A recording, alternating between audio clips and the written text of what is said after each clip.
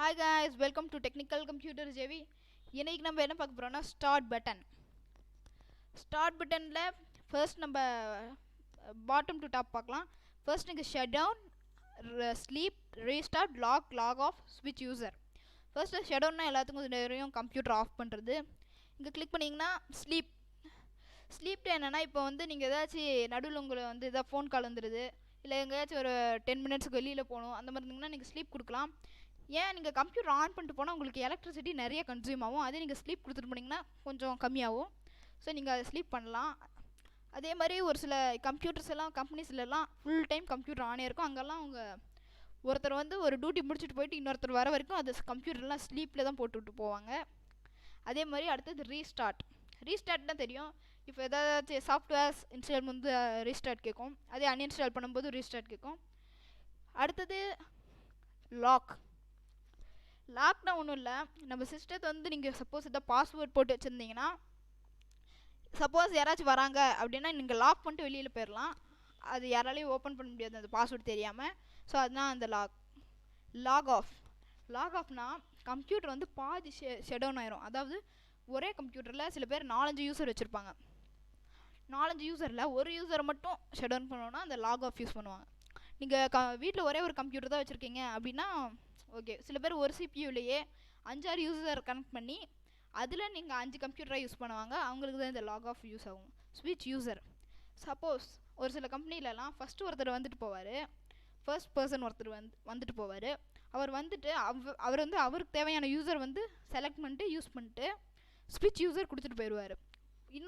இன்னொருத்தர் வருவார், அவங்களுக்கு என்ன யூசர் வேணுமோ அதையும் அவர் செலக்ட் பண்ணி பாஸ்வேர்ட் போட்டு போயிடுவார். மறுபடியும் மற்றவர் வரும்போது அவங்க ஸ்விட்ச் யூசர் கொடுத்துருவாங்க. ஏன்னா யூசர் மாறினா ஸ்விட்ச் யூசர்னு கொடுப்பாங்க.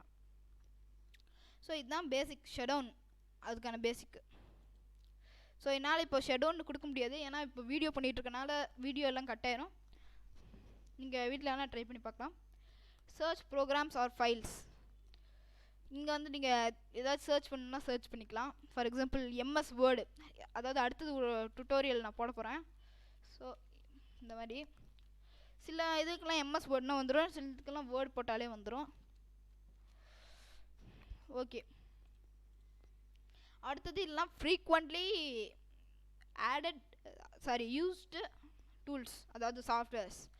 ஃபார் எக்ஸாம்பிள் இதை நான் ரைட் கிளிக் பண்ணி பின் டு ஸ்டார்ட் மெனு அப்படின்னு கொடுத்துட்டேன்னா இங்கே பாருங்கள் மேலே வந்துருச்சு. இங்கே பாருங்கள், இது நான் கொடுத்தேன் அதே மேலே வந்துருச்சு. ஸோ அது பின்னாயிருக்கு. இதெல்லாம் ஃப்ரீக்வெண்ட்லி யூஸ்டு, அதாவது அடிக்கடி நான் யூஸ் பண்ணுறதுன்னு அர்த்தம். ஸோ இது பக்கம் இருக்கிறது தான் நார்மல் தான். ஃபஸ்ட்டு என்னோடய computer name, document, pictures, music, games. கம்ப்யூட்டர்னால் உங்களுக்கே தெரியும், இந்த மை கம்ப்யூட்டர் மேலே கொண்டு போனாலே உங்களுக்கு மேலே சிம்பிள் காட்டும் இங்கே.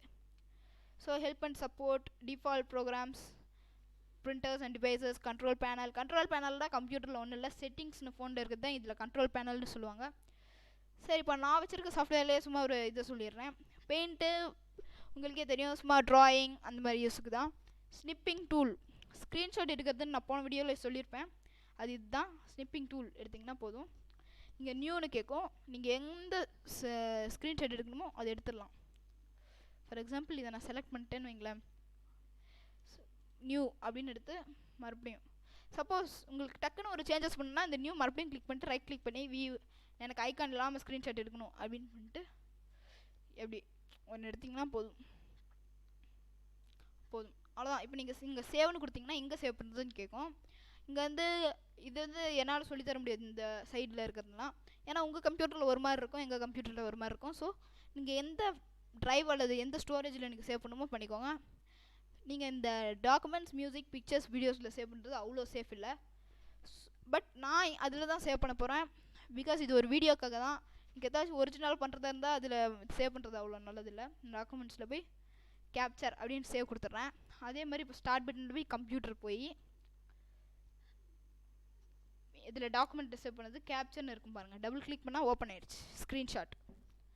இந்த மாதிரி ஸ்க்ரீன்ஷாட் எடுத்தாச்சு. போன வீடியோ சொன்ன மாதிரி இதுவும் சொல்லிட்டேன். ஓகே. அடுத்தது ஸ்டார்ட் பட்டன் அப்படின்னா ஸ்டிக்கி நோட்ஸ்னால் எதுவும் இல்லை. இப்போ நீங்கள் ஒரு எதாவது டாஸ்க் பண்ணணும்னு வைங்களேன், ஃபார் எக்ஸாம்பிள் கிளிக் பண்ணிட்டீங்கன்னா இங்கே இந்த மாதிரி வந்துடும். இங்கே வந்து நீங்கள் வந்து ஹாய் இல்லை சப்ஸ்கிரைப் டு மை சேனல் அப்படின்னு கொடுத்துட்டிங்கன்னா